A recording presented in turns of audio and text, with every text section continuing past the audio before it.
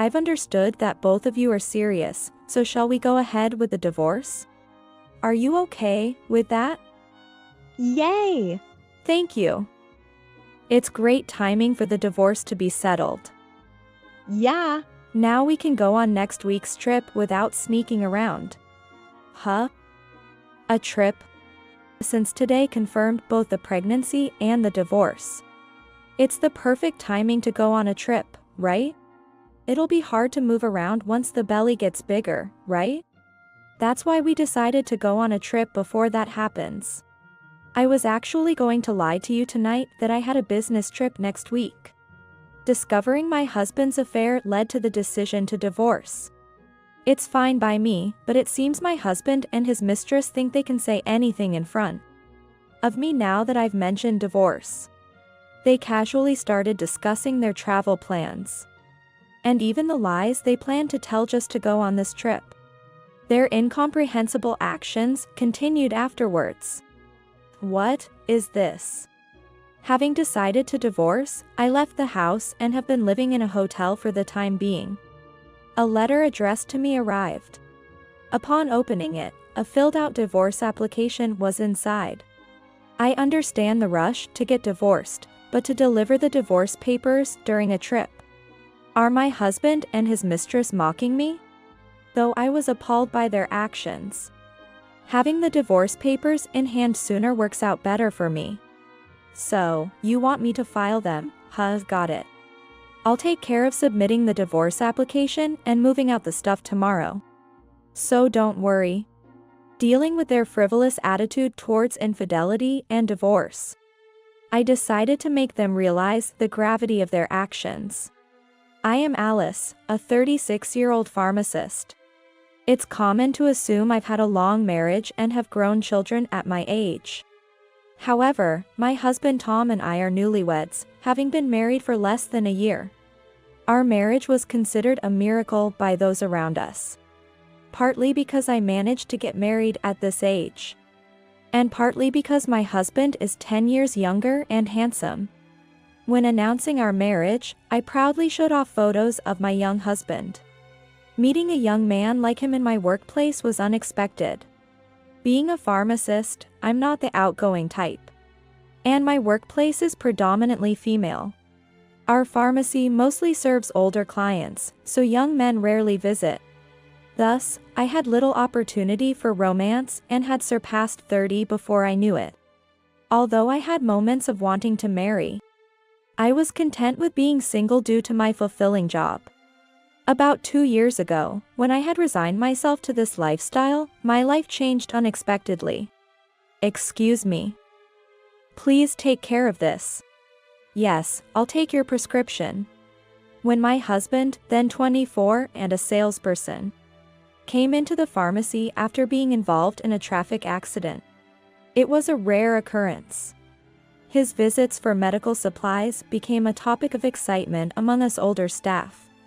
Despite the excitement, there was no expectation of romance. He was just a pleasant sight for us. Yet, as he continued to come in for his prescriptions, our interactions remained strictly professional. This was the third time he had come for his ointment. As my husband's treatments are nearing an end, he will probably stop visiting the pharmacy soon. Thinking this might be the last chance for some eye candy, I went to fetch the ointment with the prescription in hand. While searching for the ointment, I noticed a sticky note attached to the prescription. It had a mix of alphabets and numbers, so I thought it might be some work-related number. However, there are never additional instructions written on sticky notes. Curious, I peeled off the sticky note and took a closer look, finding it was labeled as an ID. It appeared to be a messaging app ID. Confused about why the contact ID was on the prescription, I asked my colleagues for clarification. I found a contact ID attached to the prescription.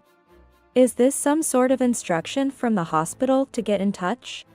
My question made the 3 married colleagues freeze, wondering if I had asked something out of the ordinary. I got flustered until they accused me of bragging. Then, one of the colleagues slammed a piece of paper and a pen on the desk. demanding I write down my own contact information. It was then I finally understood that the ID on the sticky note was my husband's contact. It's not that I wanted to brag about getting his contact or that I'm naturally oblivious. I simply couldn't believe he would give me his contact. Realizing the situation, I hurriedly wrote down my contact and, under their urging, went back to my husband. Sorry for the delay. Here's what you need for this time. Thank you. I handed over the ointment as usual, and he took it as usual. The only difference was that I had slipped a paper with my contact into the ointment package. That night, I was pondering whether to contact him or not, staring at my phone's dark screen on the table. To be precise, I wanted to reach out but couldn't muster the courage, convincing myself there was no rush. Suddenly, my phone lit up, vibrating on the table and startling me. It was a message from him, asking me out for a meal. Of course, there was no reason for me to refuse. He continued to ask me out, and we eventually started dating, leading to marriage after 2 years. I once asked him why he, a younger man, gave his contact to someone like me. I thought you were in your 20s until our first meal together. What did you think when you found out my age? I was surprised you were older than I thought. Is that all? Huh? That's it. If I like someone, it's natural to make a move, right? He was puzzled by my question, answering it with a counter question. It seemed age didn't matter to him in love or marriage. At that moment, I felt embarrassed for always being concerned about our age difference. Though my worries about age were resolved, I had another concern. About the wedding and starting our life together, should I contribute a bit more? It was a difficult topic to broach, so I hesitated in my approach. My salary was significantly higher than my husband's. Not because of our jobs, but simply due to our age difference. I wondered if he felt uneasy about earning less than his wife, especially since he was only 26 and likely didn't have much saved up. I felt bad about expecting him to share the expenses for our wedding and new life. Why? We should just split it 50-50ths. I'll work harder from now on. Like my concerns about age, this worry was unnecessary. My husband dispelled all my fears, and by the time we married, I felt completely at ease and genuinely happy. My colleagues and friends all envied and congratulated me on my marriage. I thought we would have a happy married life going forward, but the situation soon began to change. The first 3 months of marriage were blissful. My husband would rush home from work, we'd go out holding hands on weekends, and he helped with household chores. The only thing missing for a perfect picture was a child. Given my age, I'm a bit worried about having children. Since my husband agreed to marry me despite my age, I'm sure he'll understand about the kids. I've decided to put that concern on hold and fully savor our current happiness. Now, 3 months into our marriage, our blissful newlywed life is starting to crumble. Will you be home late again today? Yeah. It'll be the usual time. Don't you think you've been coming home too late recently? Sometimes you even miss the last train and have to take a taxi. What? I'm working hard, and you're complaining? No, it's not like that. My husband, clearly annoyed by my words, forcefully shut the front door, intentionally making a loud bang. The vibration and draft caused a picture frame of us on the entryway shelf to fall over. As I gently set the picture frame upright again, I slowly opened the front door and headed to work myself. Maybe he's right, asking him to come home early when he's working hard is selfish. However, it's not that I want to be selfish. I'm just feeling anxious because of how much my husband's attitude has changed recently. Tom, isn't it your turn to take out the burnable trash today? My bad. I'll make sure not to forget next time. You said that last time too, didn't you? And then you forgot. What's the big deal if the trash sits in the house for 2 or 3 days? it is a big deal. It's unthinkable to leave burnable trash for 3 days. So noisy. If you have a complaint, why don't you do everything yourself? When I complained to my husband, who was lounging on the sofa and fiddling with his smartphone, he made an annoyed face and escaped to the bedroom. We had decided to share household chores before we got married. I knew he wasn't good at housework, but he said we should cooperate even if it's hard. And he was the one who set various rules. Those rules broke down within 3 months, and little by little, my responsibilities increased. It seems like I'll be the one doing all the garbage disposal today.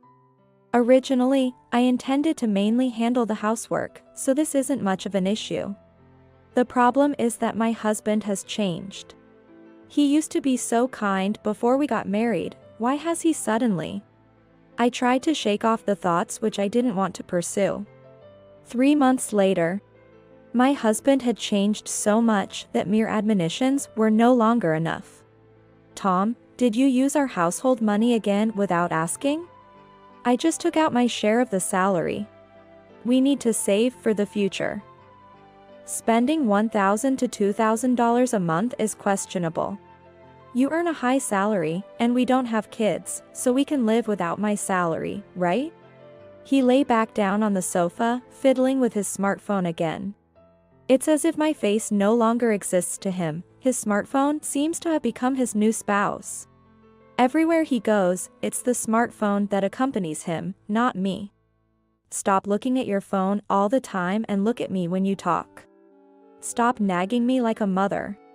He walked past me, still focused on his smartphone screen, and went into the bedroom. My husband had stopped contributing financially to the house. Naturally, he continued to come home late, and on weekends. He went out alone, no longer going out with me.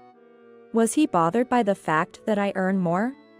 And since he mentioned kids, is he frustrated that we haven't been able to have any? I regret not being more considerate towards my husband. However, I soon realized this reflection was unnecessary. A few days later, I was at a cafe invited by a friend. It's a nice day today, and the view is clear in the distance. As I absent-mindedly looked out the window, I witnessed my husband holding hands with an unknown woman, entering an obstetrics and gynecology clinic. The woman looked young, in her early 20s at a glance. The shock of the scene made my grip on the coffee cup so tight I thought it might break. Of course, stumbling upon my husband wasn't a coincidence. The friend who invited me to the cafe works as a nurse at the obstetrics and gynecology clinic where my husband and the woman entered. I had shown my husband's photo to my friend, so she knew both his face and name. When she saw my husband enter the clinic with an unfamiliar woman, she contacted me. However, even for families, it's not permissible to divulge patient information. Thus, I was summoned to a cafe with a view of the clinic, and merely told to space out while looking out the window today. Somehow understanding the implication of her words, I continued to watch outside from the cafe. That's all there was to it. My husband and the woman just happened to show up. I wanted to storm into the clinic immediately, but making a scene there would be inappropriate. Plus, there might be a reason my husband was accompanying a woman. Perhaps just helping a friend with her visit. So, I decided to wait outside the clinic for the two to emerge. My friend left, and I waited alone in front of the clinic for about an hour. Was my husband really having an affair? Could the other woman be pregnant? Or was he merely accompanying a friend for her checkup? The hour filled with anxiety felt long, giving rise to various thoughts. When my husband and the woman appeared, I hurriedly confronted them. Can you explain why you were at the obstetrics and gynecology clinic? Alice? Why are you here? My husband, who usually ignored me for his smartphone screen, now looked at me with wide eyes. However, I turned my gaze to the woman, who seemed extremely uncomfortable. Although not yet confirmed, I braced myself for the revelation of his affair. Let's move to somewhere we can talk, shall we? I pointed to the cafe where I had been with my friend earlier, and led my husband and the woman there. Once inside, I didn't start the conversation right away. Instead, I ordered another coffee to calm down, just like I had an hour ago. The silence persisted until the coffee arrived, leaving my husband and the woman unable to speak, both wearing anxious expressions. They must have felt intimidated by my silence. Once the coffee was served, I took a sip and finally began to speak. "What's the relationship between you two?" My husband often seemed annoyed by my conversations, so I decided to confront them directly with the main issue. Given my young 26-year-old husband's likelihood of encounters, I wasn't interested in where or how they met. The duration of their affair was clear from the changes in my husband's behavior. I only needed to hear the outcome. That is, my husband faltered in response to my question, clearly panicking. At this point, the answer seemed quite obvious. The woman sitting next to my husband was his affair partner, and she was the one he'd been constantly interacting with on his smartphone. His late returns, spending weekends away, and the financial neglect were all because of this affair. In my mind, the dots between the affair and my husband's changes were connecting swiftly. "Are you pregnant, given you were at the obstetrics clinic?" That is, My husband squirmed, unable to answer. Growing frustrated with his silence, my irritation showed as I began to drink my coffee more rapidly. Just as I was about to demand a full confession, the woman, not my husband, spoke up. "There's no point in hiding it now that it's out, so we might as well clear things up." That is, but... "Nice to meet you, I'm Emily. Tom and I are in a relationship." The previous test wasn't clear, but today's test confirmed that I'm 6 weeks pregnant. I was taken aback by the affair partner's sudden admission of the truth, my hand stopping midway as I was about to drink from my cup. The earnestness in Emily's eyes was palpable. Perhaps she sees me as a barrier or a final boss that must be overcome for her to be with my husband. While I understand their seriousness, to me, it feels like nothing more than brazen defiance.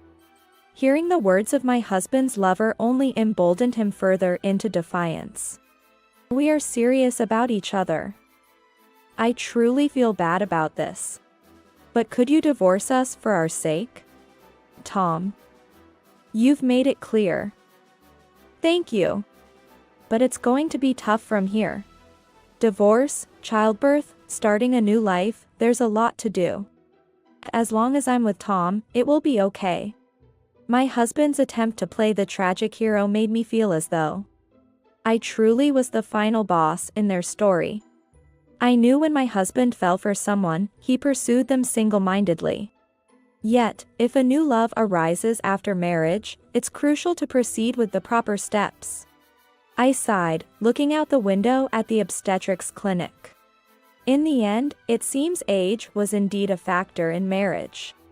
This is not to say that age gap marriages are bad, but rather a warning against marrying someone with the emotional maturity of a childlike lover.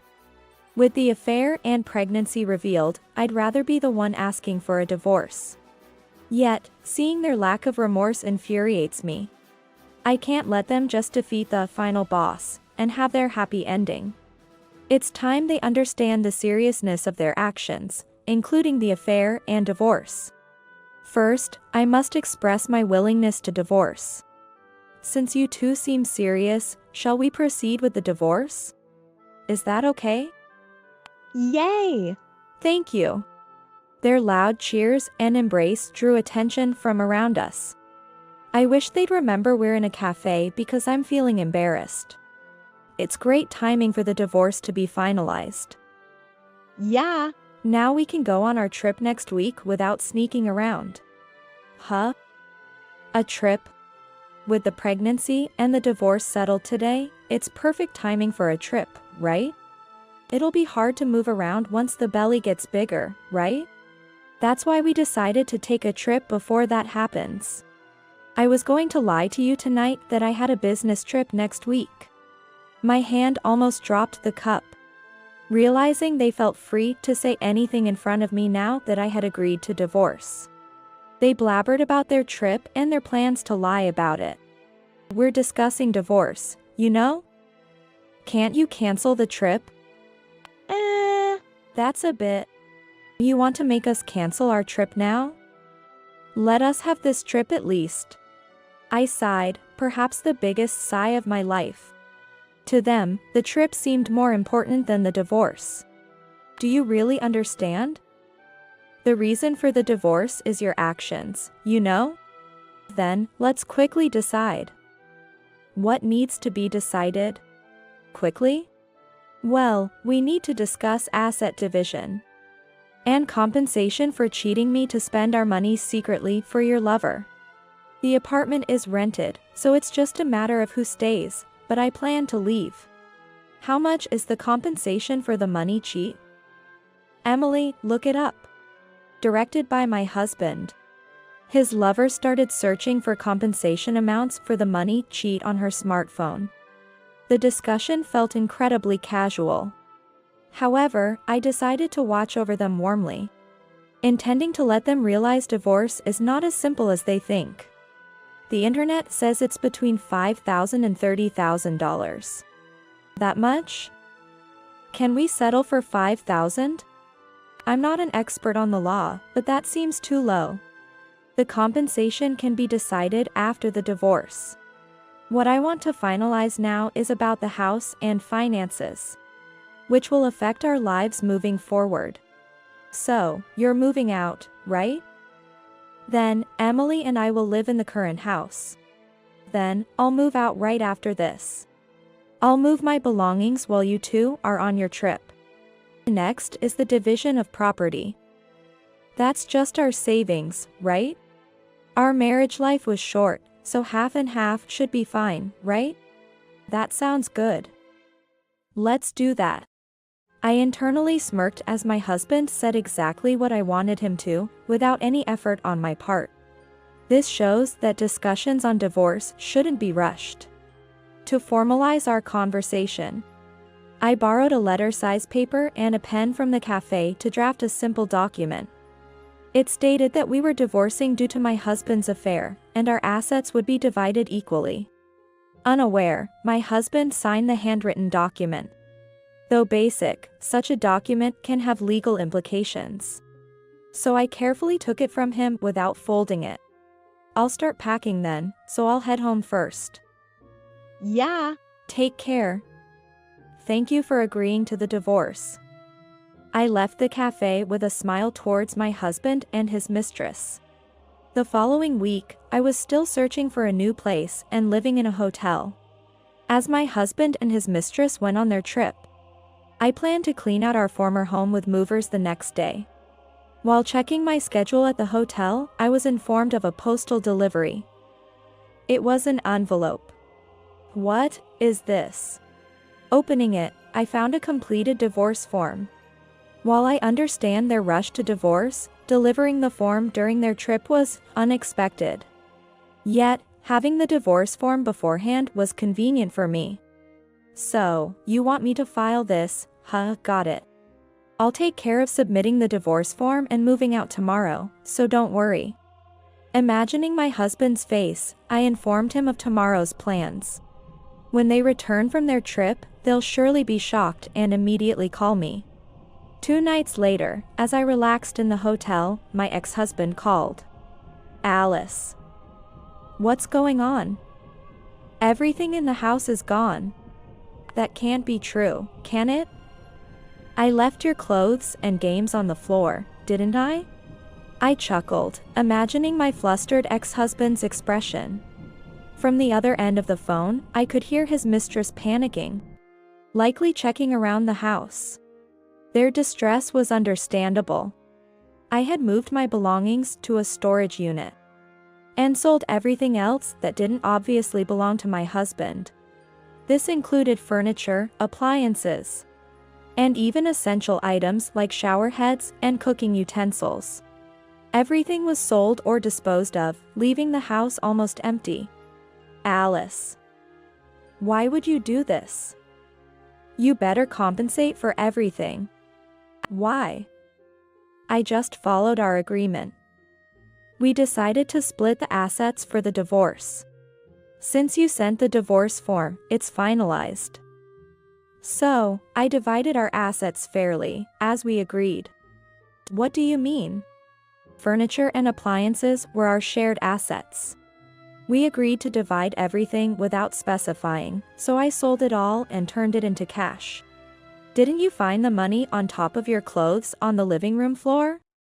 There was the sound of hurried footsteps. My ex-husband seemed to have rushed to the living room, followed by a thud as he kneeled on the floor, then whispered in a faint voice. What? Just 300 and some change? All the house's items sold for this amount. Yes, that's right. Remember? We brought some appliances from our respective homes when we started living together? So, many items didn't fetch much, and some even cost money to take away. Most knickknacks were unsellable and had to be disposed of. The sound of coins dropping could be heard as perhaps my ex-husband's hands went limp. I also felt the total of 600 was a bit meager after selling everything. However, considering the haul to the recycling shop, it seemed about right. If I had used online auctions or specialized secondhand shops for furniture and appliances, I might have gotten a bit more money for them. However, selling for a high price wasn't my goal this time. I wanted to strip my ex-husband of everything necessary for living and give him as little money as possible. That's why I used a recycling shop without giving it much thought. How are we supposed to live in a place that looks like it's waiting for new tenants? I don't care. We agreed on this, remember? Property is split in half upon divorce. It's written in the document I have, and you signed it. Got any complaints? My ex-husband fell silent, unable to retort. It's too late to regret rushing through our divorce discussions now. Besides, our divorce discussions are still ongoing. I wish he would save his regrets for after everything is finalized. You might have forgotten because of the trip and the state of the house. But we haven't finished discussing the compensation for the money cheat yet. Right. Nothing's been decided about the compensation. Please, make it cheap. I spent a lot starting our life together and the wedding, leaving me almost broke. The trip also used up my money. Now, I only have about $3,000 to my name. I understand you want to impress your girl, but overspending is what got you into this mess. Unfortunately, I'll be asking for $250 in compensation for the money cheat. What? $250? Our marriage was short, but since we're divorcing because of your affair, and your mistress is pregnant, I think that amount is reasonable. Want to hire a lawyer? My ex-husband fell silent again. Suddenly saddled with debt in an empty apartment would surely leave him in a daze. Now he has to start from scratch, buying furniture and appliances to make the place livable again. But, with no money and facing a substantial compensation fee at the young age of 26, equipping his home with essentials seems like a distant future. However, since we're already divorced, his living situation is no longer my concern. I'll contact you later about the compensation. After explaining why the house was in such a clean state, I ended the call. It's a pity I couldn't see my ex-husband's face directly. But this should make him painfully aware of how lightly he took his affair and our divorce. Eventually, my ex-husband agreed to pay $250 in compensation for the money cheat. Consulting a lawyer suggested I could have asked for more. However, for my young, nearly penniless ex-husband, $250 is already a significant burden. I didn't want the money for myself, so I decided to let him off with $250. I hoped the young couple would work together from scratch and succeed. However, it seems they didn't manage well. The mistress, being a part-timer with no savings, and my ex-husband having only $3,000, couldn't afford to spend carelessly.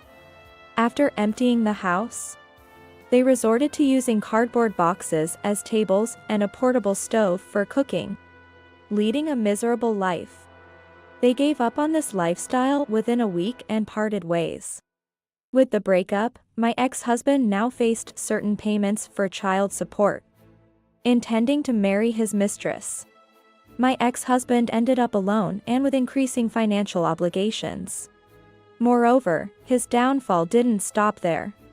While on their trip, he posted photos with his mistress on social media, announcing his divorce from me and plans to marry her. Naturally, this led to awkward questions at work. Though divorced, once they broke up, he had to explain why. Though he evaded questions, rumors about the affair, pregnancy, compensation, and child support spread, as is often the case. With his reputation tarnished at work, my ex-husband found it impossible to continue his job and resigned. Now, he must find a new job soon to pay for the compensation, child support, and living expenses. While being passionate and straightforward in love is often seen as positive, considering my ex-husband's actions and current situation, it's debatable. This experience taught me a lot. Some are suited for love, while others are not. Perhaps both my ex-husband and I fall into the latter category. Today's world offers various forms of happiness beyond love and marriage. For now, I'm content with my work and devote myself to it daily.